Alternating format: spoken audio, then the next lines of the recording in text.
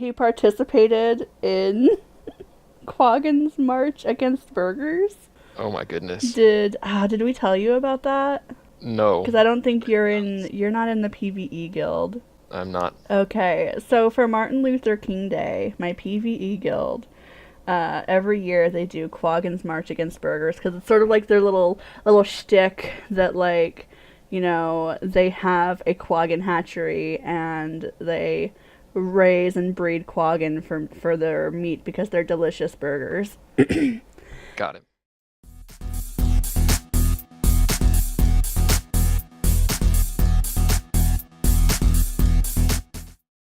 I got rid of him, and I think I made Bernie Sanders with the character slot. You made Bernie Sanders. I made Bernie Sanders. Wow. Yeah, he's an elementalist, so he can shout "Feel the burn." I want you to know how disappointed I am in you. I thought it was clever. I'm not the first one to do it either, because I had to put like umlauts on almost every vowel. Yeah, I'm not surprised. I even gave him the hipster glasses. Man, oh man.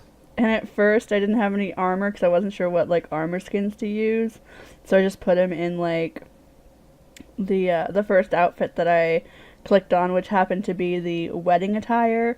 And on humans, he looked like he basically looked like a prince. And the default dyes I had for some reason were red, white, and blue automatically, so he looked like Uncle Sam meets Bernie Sanders, and it was kind of weird. Wow. But it was wonderful. He participated in Quaggan's march against burgers. Oh my goodness. Did we tell you about that? No, Because I don't think you're not in the PvE guild. I'm not. Okay, so for Martin Luther King Day, my PvE guild, every year they do Quaggan's March Against Burgers because it's sort of like their little shtick that like, they have a Quaggan hatchery and they raise and breed Quaggan for their meat because they're delicious burgers. Got it.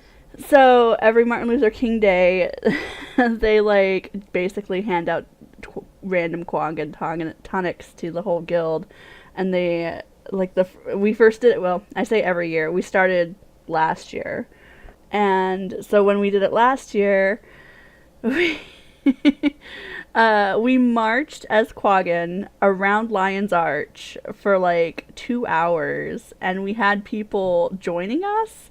And we were shouting, like, Quaggan's rights things in map chat. And people were like, the hell is happening? And we took over Lion's Arch, basically. And it was wonderful and beautiful. And we had a Kodan following us with the Quaggan shield, threatening to eat us. So that was terrifying. But, so we did it again this year. And we did more planning with it. So, like, we were planning it, like, 2 months in advance. And we decided, because, like, we have some of the people from Pale in that guild now, so we've actually got, like, handful and a half of role players in there. So the guild leader, my friend Zooey, was just like, how about you role players actually role play, and we'll set you at this one spot in Lion's Arch, and we'll set up like a guild banquet and like, the karmas, the keg stand, and like all this stuff, and you guys serve the Quaggan burgers, like, and pretend that you guys are basically, you're representing Rome and you're, giving the fruits of the harvest, basically. And the rest of us will go around Lion's Arch protesting what you're doing, and as Quaggan. So we did that. And I was on Bernie Sanders selling Quaggan burgers. And someone in map chat was like, Bernie, no! And someone was like, Bernie's lying to us. I'm just like, would I ever lie to you? And it was wonderful. And this one guy was harassing us like crazy. Like, I think he was trying to like get into the RP thing because he was like emoting with us, but he was like casually blowing up our table. I'm like, dude, that's not how RP works. But I mean, live your dreams, I guess. So, but yeah, he was just like going nuts, and he was a Sylvari. He wasn't even a Quaggan. He was just like, you know, because we had a carcass salad on our menu too, and he was just like, I protest these salads. We're like, they're not made with actual Sylvari. And then Murke was like, just don't tell him that the fronds are the leaves. And we're just like, shh. So that just instigated it. So he's just like, you know, Vari are not to be eaten. And we're just like, it's fine.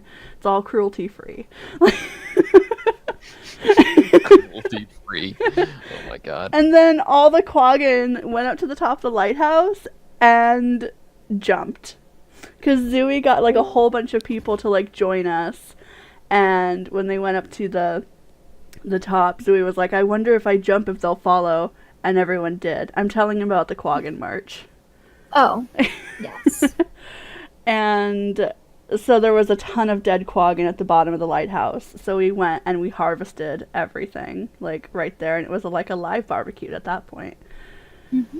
But because it's Gric's first time, I feel like he should talk about his character. Okay, so I've been role-playing since a long time. Long enough that I've forgotten the exact year. 2003 or 4, I think. And I was in high school, and a friend invited me to a D&D session. And I was like, sure, I'm a turbo nerd. I've never actually played D&D because I don't have any real friends. And so I went along, and I really loved it. And, yeah. That was that. And I was hooked forever. What brought you to Guild Wars 2? Oh, a different friend had tried to talk me into buying the game, the base game. I had been like, I don't have any money. I can't play games that have money involved. And so a year and a half later, when Guild Wars went free to play, I picked it up and almost immediately purchased Heart of Thorns because, you know, that's kind of the person that I am. About not having money and then impulse buy things. But I really loved it, so I stayed forever. And did you get it like for gameplay or for RP purposes? Originally, I got it for gameplay. Well, gameplay in quotes. I fell in love with Tyria. I was astounded with the history involved and the way that there were like, essentially there were players involved in the history as well. Going into Keswick's Hills, Mm-hmm. seeing the Nightmare Tower and learning the history of that and realizing that was something that players did was just a fantastic experience. And so I stayed for that gameplay, which is not quite gameplay, but close enough. Mm-hmm. And what got you into RP? In the game, I should say. Yeah, so I was doing something around Tarir, because that was one of my favorite maps to play in before they nerfed it to hell. I got one of those map recruiting things. I was like, hey, I like Dungeons & Dragons and that sort of roleplay thing. I've done forum RPs with people on occasion. This could be like that, and this could be the sort of community that I'm looking for, because I was very alone at the time. And so I sent back a reply and spent the next 2 weeks eagerly waiting for someone to notice me. And how did you find Pale? Corin told me about it. It was like, hey, this is a cool place. I like how we're a cool place. Yep. That was my favorite part of the story. Okay, I'm not going to get it or anything, but that was my favorite part of the story.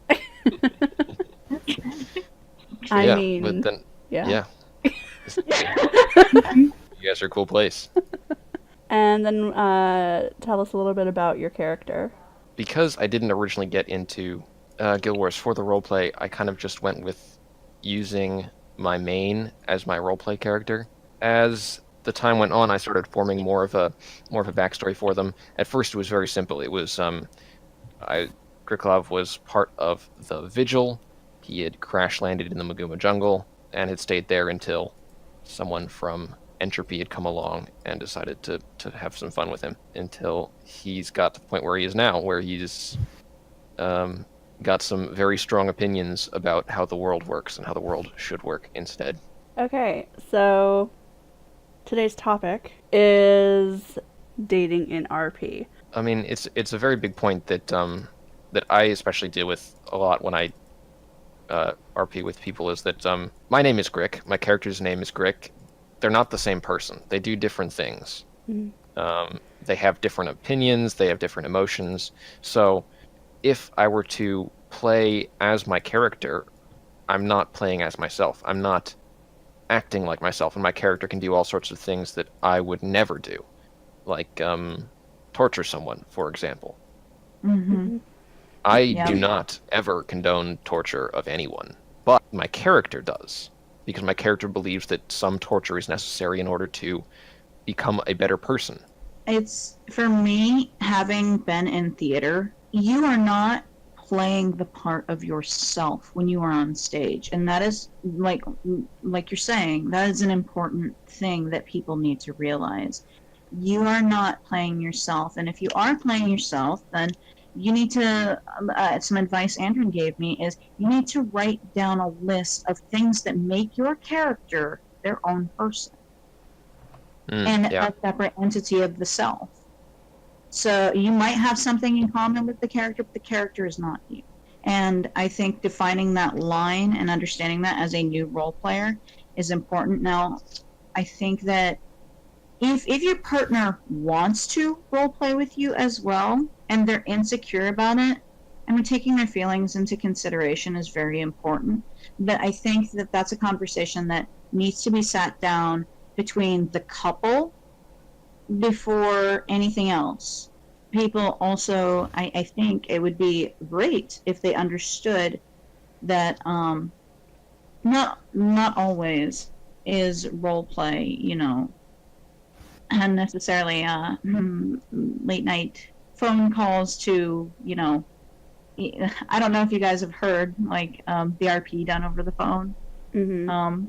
That kind of thing. And so, even though, like, you've got your explicit community of individuals who role play for a pleasurable reason and stuff, that there are different sects and different sects and different types of role play. I'm gonna go hide in a corner. No, but yeah, like, before I came to Guild Wars 2, I had only done, like, forum RP, and I'd done some RP in Second Life. That was the only, like, real non-forum RP that I had done. The only RP I had done in Second Life was with my sister and my boyfriend at the time. Our characters were in a relationship. When I came to Guild Wars 2, he didn't get Guild Wars 2. So the character that I created before Lily got into a relationship at all, I made sure to have that conversation with my boyfriend and make sure that he was okay with that, and made sure that he understood, just like I understood, that I see an OOC line. That I am not my character is not me. Whatever my character is doing is not me acting out things that I necessarily want to do. It's me telling a story that I'm basically writing with another person.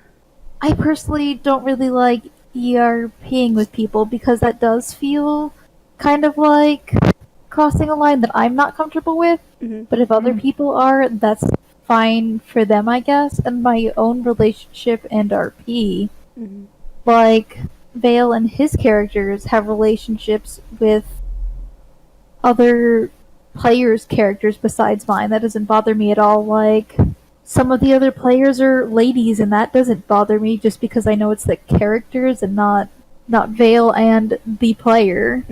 Just like, I had Callan in a relationship for, like, a year with Ben, and she's, like, one of my best friends, but it's not... She and I aren't dating. Our characters are. Yeah.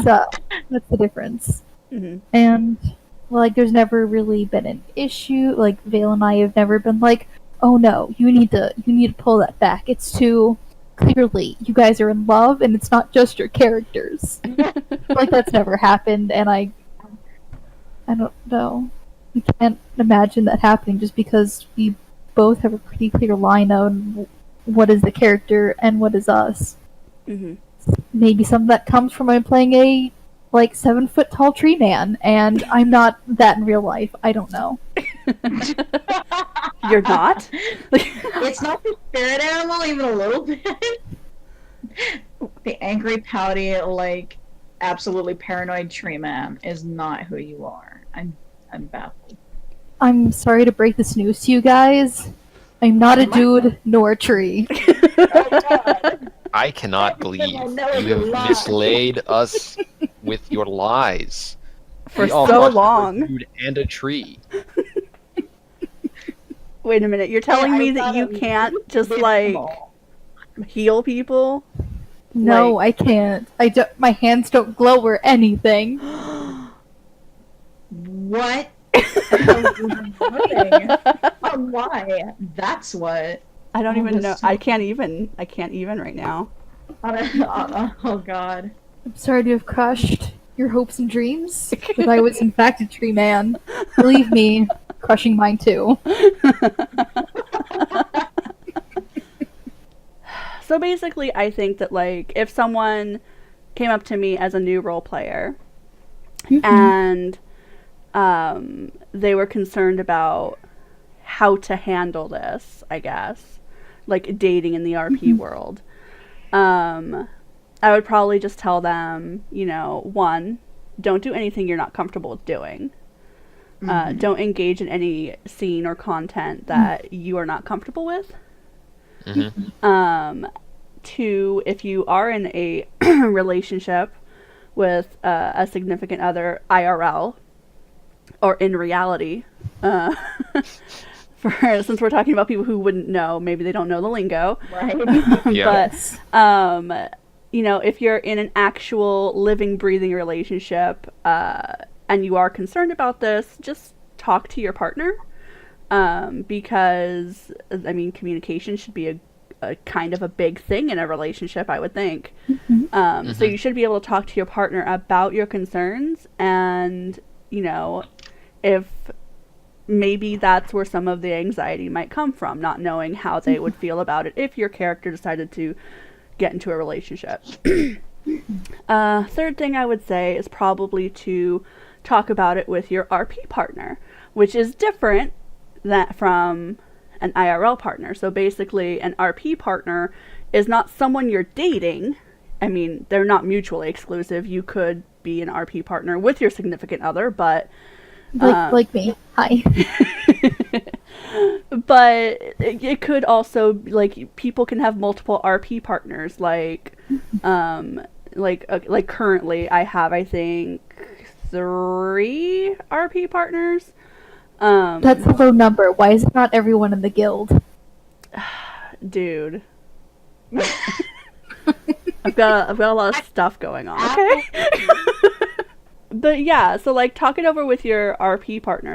And basically an RP partner is just someone that you engage in RP with on a regular basis. Someone that you RP with a lot. Someone that you interact with a lot with your characters. So I would consider Murke to be one of my RP partners just because we're constantly RPing. Fair.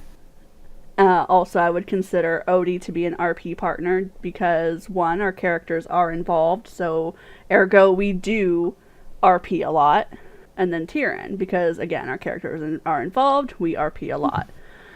So, again, so that's that sort of dynamic where communication is a big thing between RP partners. So if I had a problem with the way a scene or a relationship with characters were progressing, I would hope that I would be able to, for example, go to Murke and be like, hey, I'm not comfortable with how Cowlin and Andrin are acting around each other. I kind of need to have them tone their shit down a little bit so I can process that and figure out what's going on, Okay. Cowlin will now sit 5 feet away from her, rather than 4. Is that good? Yes. Okay. Great compromise. I love it. Oh, and don't forget to stop making eye contact. Oh, That's yeah, weird. of course. Of Yeah. course. No. Can't look each other in the face. That'd be weird. I heard that as lick, and I was very concerned for a second. It will definitely also be Really like, shouldn't lick each other in the face. Yeah. That is definitely crossing a line. yes. I feel like both of our characters would be really upset no matter who did it Yeah. or why. I feel like after it happened, they would both just glare at each other, like, no matter who did it. They would both be glaring, they would both be angry, and they would just be like, we are never speaking of this, never do it again. It never happened. Yeah. But yeah, so you should be able to talk to the person that you're actively RPing with, and they should be respectful of, your thoughts, your concerns, your feelings. And if they're not, I feel like that's a different problem and situation altogether than whether or not your characters would potentially be getting into a relationship. So I would probably say those 3 things. Don't do anything you're not comfortable with. Talk to your IRL partner if that is a concern, if you have one. Talk to your RP partner or the person that your character would potentially be getting into a relationship with. Be considerate of other people's feelings. If you're on the opposite side of that and someone comes to you, like Leanne said, if the person you're RPing with comes to you and has an issue, be considerate of the other people's emotions. Just because you want something to happen with these characters doesn't mean it's going to happen, doesn't mean the other person wants it to happen, doesn't mean that, there are a lot of factors. It's a very complicated thing. It's not. It really, it can be. RP is kind of like life. It's a story. It's a road. People who try to win at life ultimately end up in the same fate as everyone else. And everyone passes on. It's inevitable. So that being said, when you have an attitude of I'm going to win at roleplay and get whatever I want from my characters, it then becomes more of a goal than a story. And it becomes like a contest with people trying to like constantly overdo something or best someone else, and then it's no fun. You're not fun to interact with at that point. You're not engaging. You're telling other people what's happening, and that's no fun. I don't want to be told what's happening with my character. I want to help tell the story. Because Murke did mention it, that, like she mentioned it earlier, that she, ERP is not something that she personally feels comfortable with, and that's totally fine. Like, your characters, just because your character is going to get into a relationship, does not mean that you, therefore, have to engage in ERP. Like, those are aspects of the story that do not have to make it to screen, so to speak. Like, you can fade to black, you can off screen, you can, discuss it out if that's something that you're comfortable with. Because, I mean, some things that might happen, like, leading up to that fade to black could affect the events of that's like faded out. So if anything would come up, I assume that one would say like, hey, this might happen, so you might need to be aware of this for your own character's awareness. Right. So just because your character is going, or wants to rather, I should say, get into a relationship, doesn't mean that you have to then go into like this dark, horrible black hole that is ERP. Like, you don't gotta go there if you don't want to go there, and no one should make you feel like you have to go there. It's sort of like a shitty person. Yeah, exactly. It's like it's like when you go to the library or a bookstore and there are like millions of books, right? And let's just say half of them have some sort of romantic relationship in them. Not all of those books are going to be graphic. Not all of those books are going to have love scenes in them. Like, not all of them are going to show you that aspect or that intimacy. They could show you that intimacy in other ways, with gestures, with kind notions, with words. Like, there are tons of ways to get that point across in a literary sense without going into graphic detail. So Right. I feel like it's just, as a writer, which all of us basically are as role players, we're all writers. But no one told me this. No one told us that you weren't a tree, so, Yeah. Fair. A lot of betrayal going on tonight, folks. A lot of betrayal. I think that might partially be where some people might have some anxiety. I use that term loosely. I mean more like, if you're concerned about, your character getting into a relationship in RP, it's probably not this way for everybody, but if you're having concerns and issues with it, it might be because you just don't want to ERP, and that's completely fine. Like, you don't have to.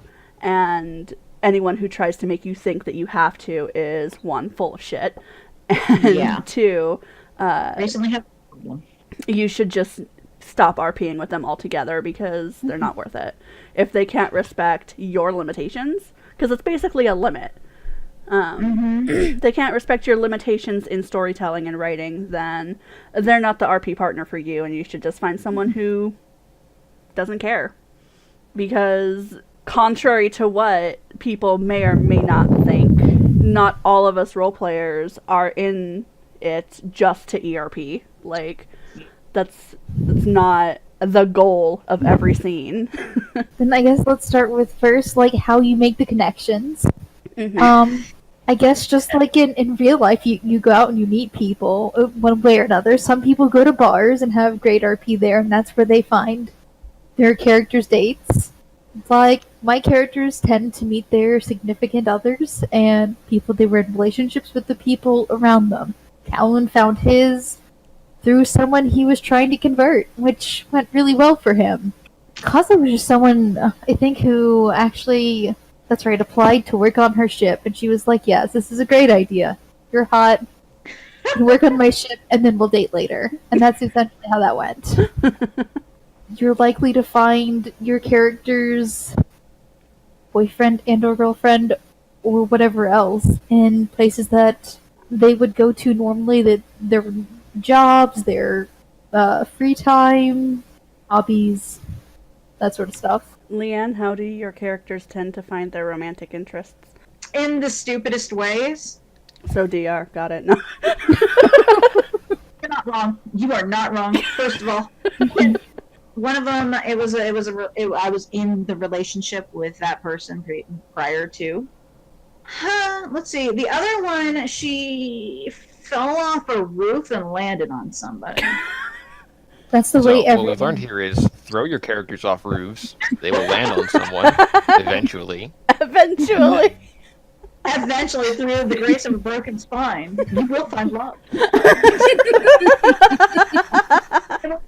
On your poor stupidity, and they will be like, "I will help this person," and then they'll feel obligated to stay. No, I'm just kidding. One of my characters was kind of unintentionally kidnapped. She was kind that of mistaken Nim? for. Huh? Was that Nim? Yes. I'm still mad about that. Sorry, go on. And then people are like, "Oh, this guy's really cool. He's into me. Ah, that's cool. I'm dumb. Why are all my characters dumb?" If there's that being said, since it did go awry, I would like to say real quickly, if somebody is having a rough time and they fall asleep at the keyboard, it's best to leave things a little open-ended for them instead of making choices for that individual. If somebody has to emergency step away or something like that, leave it open-ended so when they come back, they can decide what their character did. Yeah. You Pause don't the do scene. it for them. Huh? Just pause the scene. You can pick back up when everyone's awake and there. Right. Yeah, you never make a decision for another person's character. That is like one of the cardinal rules of RP. you think it doesn't do any harm, and you have the best intentions for everyone, I'm sure. But you can actually stifle an individual's creativity and motivation for RPing that character, because the decision you make may be entirely not what they would have made, because you don't know that character. You didn't make it. The person who plays that character made that character and would know them better. I don't know, So- Andrew. I think you could RP Calvin for me. Okay, yeah, you guys have been like hanging out for like No. ever. No. I've had someone come to me recently and was like, "Hey, in this situation, what do you think Callan would do?" I'm just like, I have no idea. I'm looking at my bracelet. What would Callan? Doesn't Leanne have that? She has a bracelet that says, "What would Callan do?" Andrin just sort of like reflects and pauses now, like, what would Callan do? She looks down at her Like, I don't know bracelet, if you read like one of her more recent like journal entries, and she literally was like, "What would Callan do?" I don't know if I'd call Callan a diplomat. The classic D&D post where it's like, yeah, I use my diplomacy and charisma to solve my problems. There's a sword named diplomacy and a sword named charisma. But Callan doesn't fight. He has like 2 dart guns. He has a dart gun, I think the animal. and then he has a pistol that can put big holes in things. And shoot feet off of people. Yes. I am now frightened for Leon's feet. Were you should not be. there when Andrin got her foot shot off? Was that? Did Callan shoot his foot off? Yes, Yeah. with 1 shot. I kept hearing that her foot was shot off. There was no information about given about who shot her foot off. Callan shot her foot off, and basically, the gun that he has is a gun that my engineer actually made for him like a year and a half ago or something. God, it was more than that because I've been in Pale for over a year now. Goodness. I don't know how It was long. just, it was 90 years ago. Anyway. But basically this gun, the ammunition used for it is very specialized. And I should note that such ammunition used in reality is very illegal and not supported by this podcast. But it's basically, I think they're called, I don't know if it's called hollow points, but basically what happens is Oh yeah. the bullets basically explode when they hit, and there's a ton of like shrapnel basically. It's basically like buckshot, but compressed into a bullet. And ish. That's not exactly what it is. I but mean, it's I'm close enough. trying to figure out how to explain it. What happens is that the bullet is made so that when it hits someone, it crumples in such a way that it will tear the insides of whatever it just hit. Normal bullets make relatively clean holes. Hollow point bullets will rip apart your insides. Mm-hmm. Yeah, this is you're talking about when you compare this bullet to the bullets you are allowed to purchase. You're basically comparing a knife with a serrated edge to a butter knife. I mean, one of those, one of those is not. You're not gonna wake up in the morning.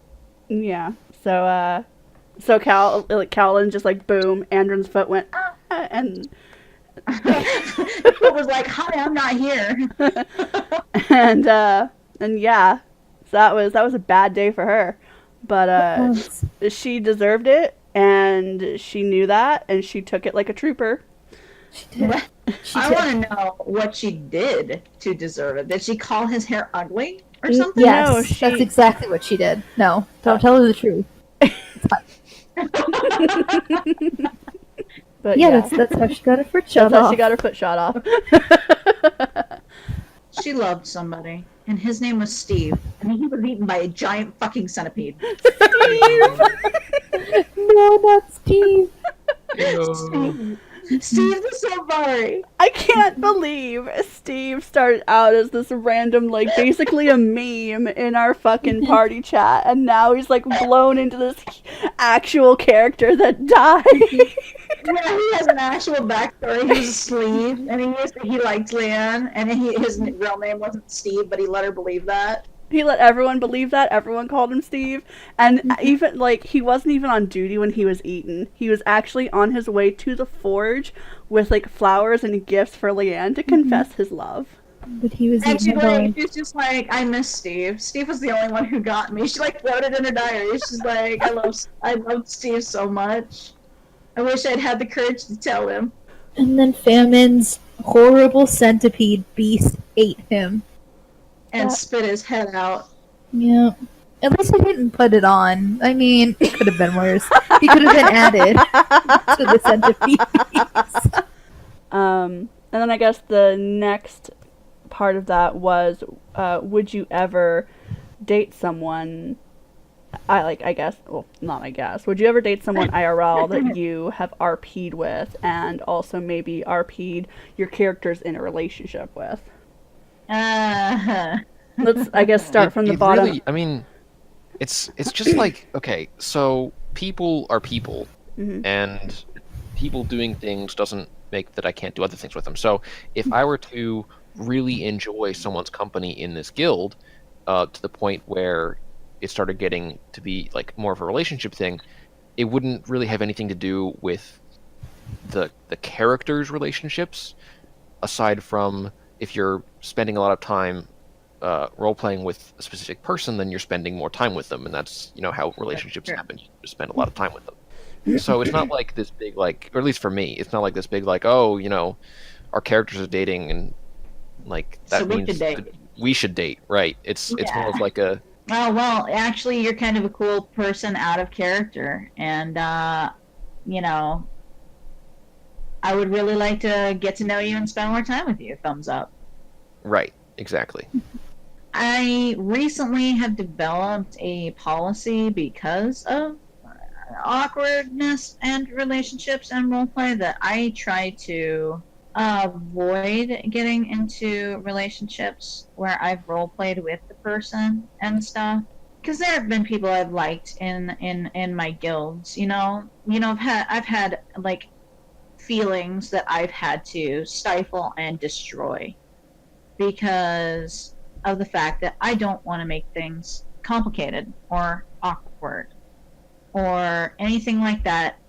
I just want to RP with people and have fun with them anymore, because relationships, they're relationships, but that is that's my personal preference now. And that is because of experiences that I've had. It doesn't necessarily mean it's going to be that way for everybody, but that's just my personal agenda, I guess. I married my RP partner. It's pretty cool. We were already dating before we started RPing. But, we were already dating. He showed me Guild Wars RP. I RP'd with him and his friends. One of my 5 characters was dating one of his 5 characters at the time. I don't remember. It was Guild Wars 1. There were a lot of characters. And then my main character actually hated his main. They got into fights. At one point, he was supposed to train her, and my character Murke just he hit her once with a sword because she didn't block, she didn't do anything, and then she ran away crying and screaming that he had beaten her to near death.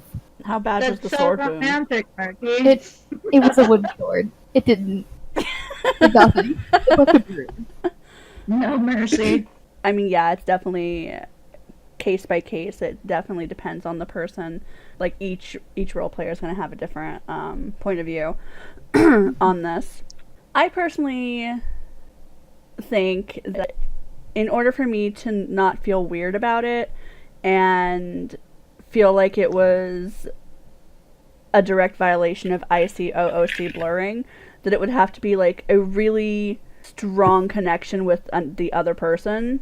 Not saying I would never date someone that I've RP'd with, because like I said, my very first RP partner was my IRL boyfriend. So it's not something I wouldn't do, but since then I have come across people who have issues with that IC-OOC line and have made things very awkward. So I feel like it would have to be something where we hang out OOC, be it just gameplay or in chat or whatever, or in other games or what have you, as much as, if not more than, we RP together. That's a good thing. Yes. Yeah. And it would have to be someone that, like, I know more about them than I necessarily know about their characters. Like, it would have to, like, be very, I don't want to say strategic, but to make sure that there is absolutely no IC-OOC blurring, because that is a big deal for me. Because I have had issues with people blurring that line in the past, and I am not a fan of that. So that would be my biggest concern. But again, like, if that ever did come up, I would probably just, like, talk to the person, make sure that, you know, that line isn't being crossed, then take it from there. If you're looking for, like, open RP, my favorite place to go is Uninstance Heroes Canton over in the Black Citadel. Mm-hmm. There's always got a lot of people inside. Mm-hmm. That especially now that actually, mounts make it so much easier to get into. that actually brings us to a great way to segue into the next topipic. Ooh, Cool. fantastic. What is that? Ooh, So, oh wait, yeah. I mean, next topic. The next topic is actually about the removal of servers with the World v World update coming up, and how you think that may or may not influence the open RP community. Isn't that just for World vs. World, though?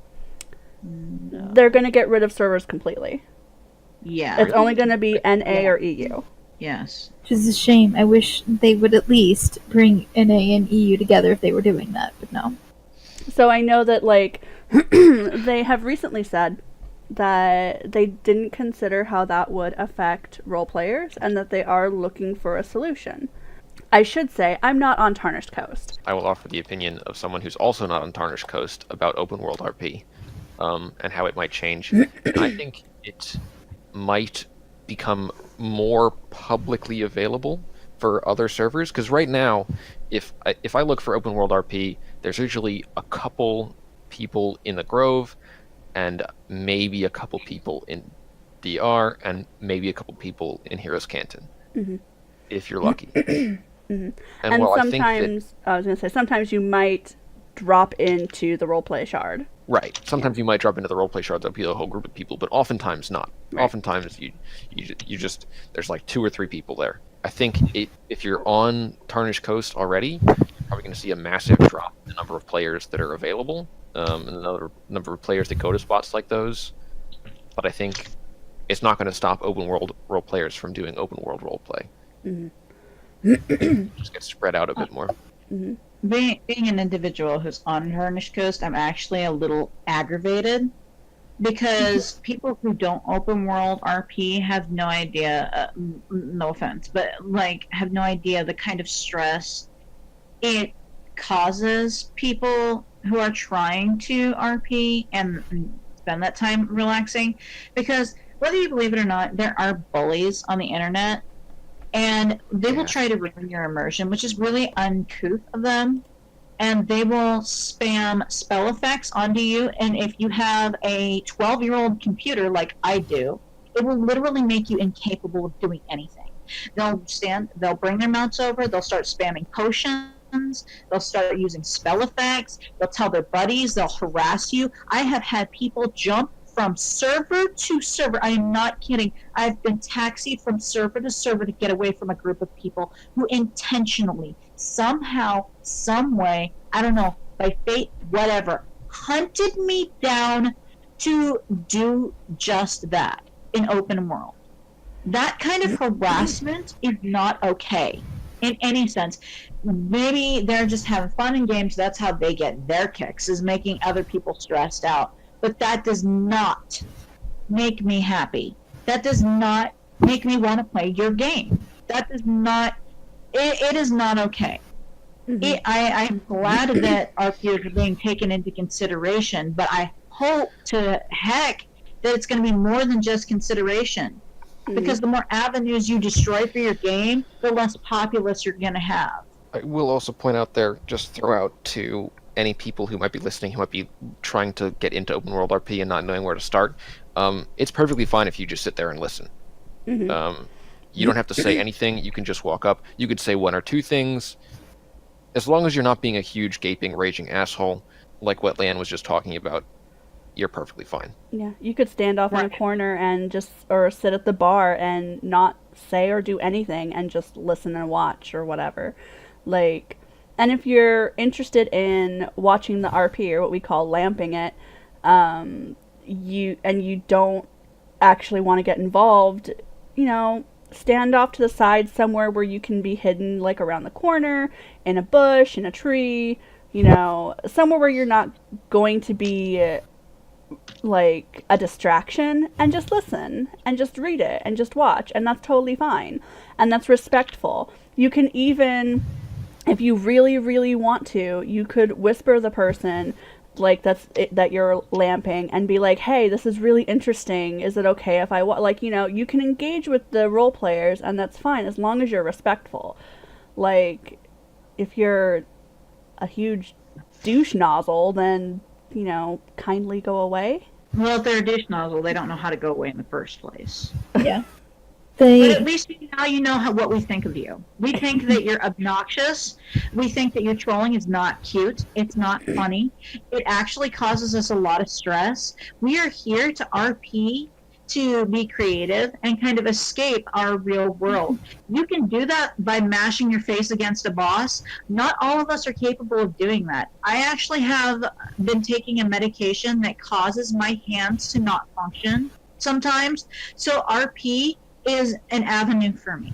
People who have disabilities and things like that may not be able to fully play the game. And I'm sure your opinion is probably, oh, well, maybe you shouldn't be near the game then. Go find something else to do. It is not your place to tell other people how to live their lives. Your place is to help them live a happier life with the things they want to do. They shouldn't have to cut off their hopes and dreams because you don't think that a person with a handicap should be able to do something that they want to do, and it's inconvenient for you to actually stand by and watch them try to do it. If you don't want to see us RP, go away.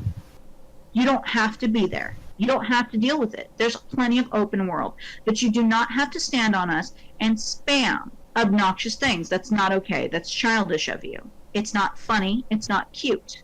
It's rude, and it's unacceptable. Sorry. No, it's fine. I think the bottom line is just be kind to everyone. Like, there's no need to be mean to people. There's enough negativity and rudeness in the world without finding it if in you want your negativity, online look game. at the news. Yeah. You see negativity and drama. Negativity and drama. Go look at your local news. But back to the server thing. Yes. Thank you. Sorry. No worries. So basically what I told this person, because they didn't understand how or why the role players were so concerned about servers going away, I guess, thought that we were concerned because we might RP in World v World. And I should say, as far as I've ever seen, nobody role plays in World v World unless you have a death wish. There's a group of people who do it. I don't know why, but they exist. Do they really? I've heard of I them. can't decide if that's beautiful or horrific. Yeah, there are places you can get to in World vs.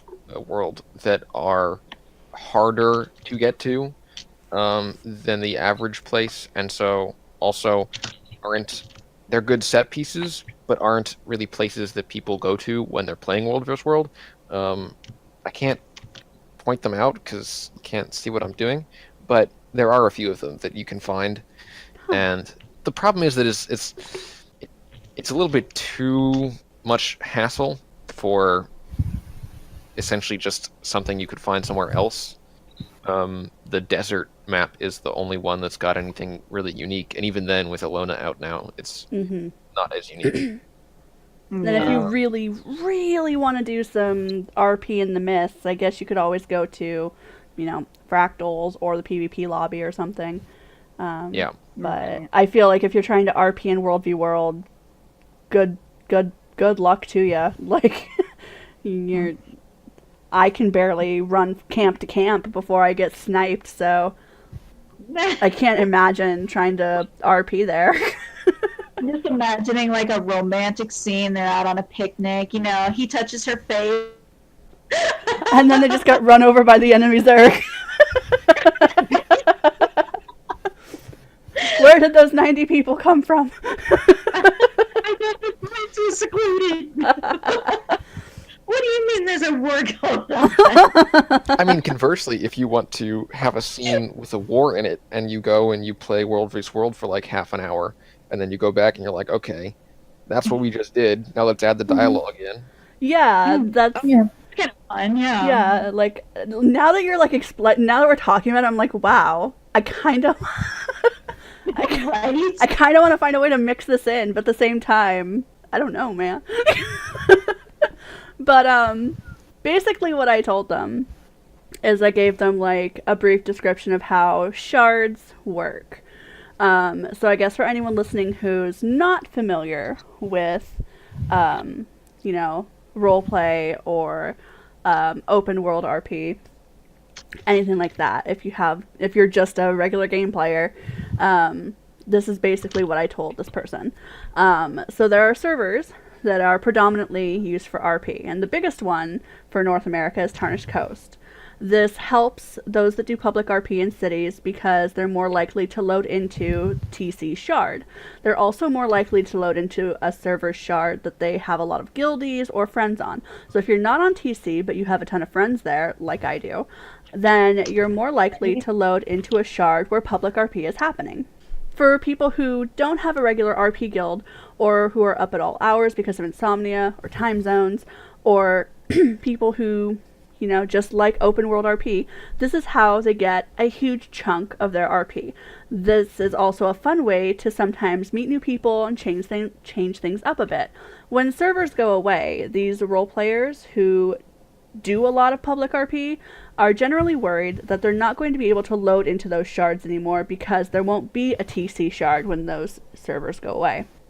Yeah. If they can't load in, to the shards anymore, it's going to be much more harder for them to find public RP and engage with the greater RP community. Personally, I think that this can be resolved partially by expanding the RP section of LFG, maybe. So that people can taxi in. There's already a section for roleplay, which I was actually surprised when they added that. But it's never used because it's only for parties. You can't add squads. Sometimes it's used. It's not usually used for good things. But I have seen people advertise there. Like I check it at least once a week. And lately there's nothing there. But one thing that I think might help with the TC shards going away is just making sure that if there's people that you roleplay with in open world, that you just add them to your friends list, even if you don't really care about them that much, because then it means that you're more likely to get placed to the maps with them. Mm-hmm. The thing also with that though is that when all those people are offline and you want to randomly do a scene in DR, right? How do you find that other than going into LFG and being like looking for RP, taxi me in? But the problem with that is I feel like it's going to be a big thing, like with what Leanne was talking about with the trolls. People are going to see that, and if they're not nice people and just want to make everyone's life miserable, they're likely going to taxi themselves in and do that. Like, are you guys concerned about maybe your RP? Like, I'm pretty sure Leanne, like I know Leanne does a lot of public RP, so I know that this is probably like a big deal for her. That's a huge deal for me. Yeah. Because that means it's going to be really hard to be able to do anything with my friends. A lot of people have already left.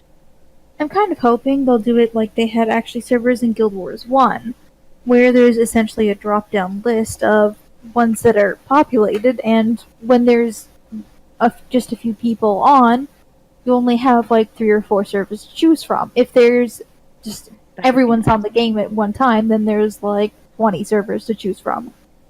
And they had numbers, so you just had to you could go through them, pick which server you wanted, see each one, and then if that worked out, great. If not, then you could just talk with people and try and figure out what server they were on, either in your friends list or through...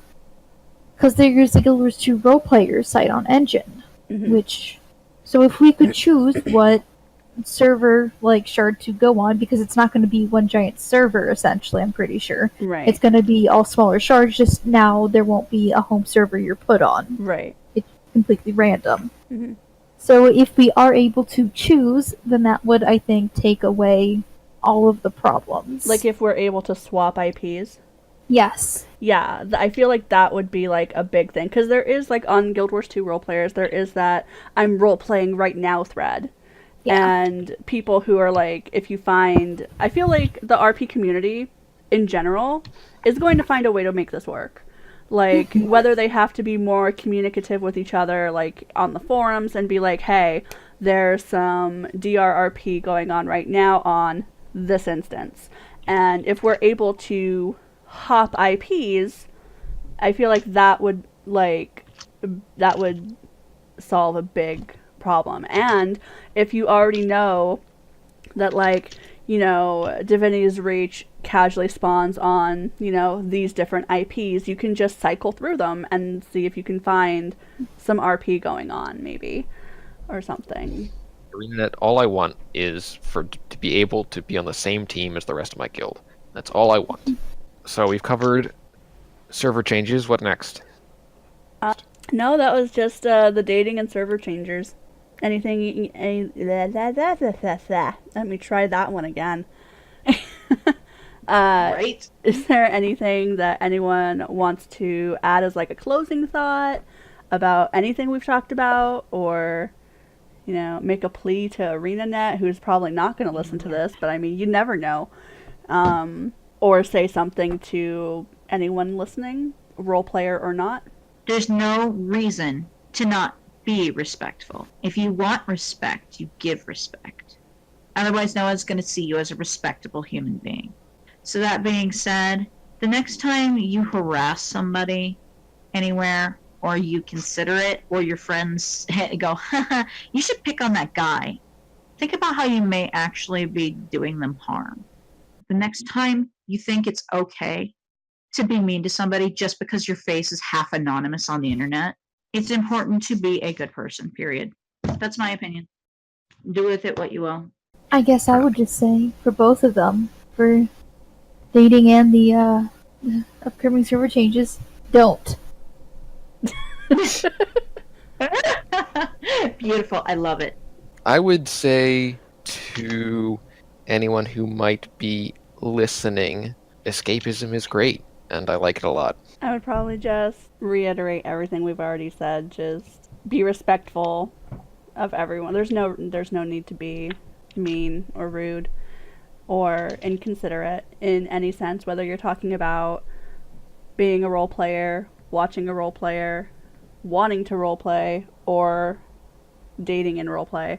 Just be kind to your fellow humans and cyborgs and zombies. Yeah. Yes. Cyborgs.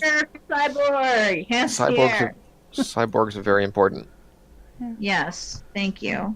What about just full-on artificial intelligence? All of it. I'd like to give a shout out to Professor. Even I didn't even know who you were talking about. It still took me a few months. I was like, wait, who? You're talking about? He's called Watson, right? He's not called Professor. I was like, oh, right, Professor. The one in the story. The horrifying monster that Nim created. Yeah. He's not a horrifying monster. He's a sweet boy. He is he's a mama's boy. He's gonna Yeah, eat but his everyone. mom is a monster, so, you know, that's a bit of a problem. Okay, that's fair. Monster? She's not. She's just. You can't even finish that sentence. No. Monster's a strong word, and it's very offensive. We don't drop the M word. She broke a dog's back. Just paralyzed it. Monster. Yeah. Okay. Yeah, alright. She's a little bit of a mon. And she threw a choya at somebody. Hey, it's better than what she did to the frog. She ripped its spine out and hurled it at Aloe. Oh gosh, now I'm just thinking of that one scene from True Blood. What? Okay, wait a minute. Pause for a second. Pause for just a second. Nim took a frog, a living frog, Yeah. and used its spine, freshly torn from its body, as a weapon. Yeah. Wasn't it And you're saying undead? she's not a monster. Right? I thought it was a dead frog that was reanimated. I mean, it was, but it was alive. It had sentience. It was aware. It was self-aware. So this was like a more intelligent than average frog, is what you're saying. Yes. Yeah. This frog could feel pain and was aware of what was happening. Yes. And you ripped out its spine. Yes. Not a monster. Not a monster. Hashtag not a monster. Yeah. Not a monster. It was self-defense against emotional abuse. She was expressing and defending You could her have used heart. anything. You could have used a brick. You could have used a staff. You could have used a weapon you had strapped to your body. But no, you had to use the spine of a living frog. Dead. A living dead frog, yes. An aware frog. A frog that could feel pain and ask you why it was doing this. Well, not for very long. It was like the master why. Oh, God. I'm fine. I'm cool. On that note, Bye. God, say goodbye, everyone. Goodbye. everyone. Goodbye. Goodbye forever. If I get murdered by a frog spine after this like recording ends, you know who to blame. I didn't do it. Didn't do it. If the glove doesn't fit, you must acquit. Oh, God.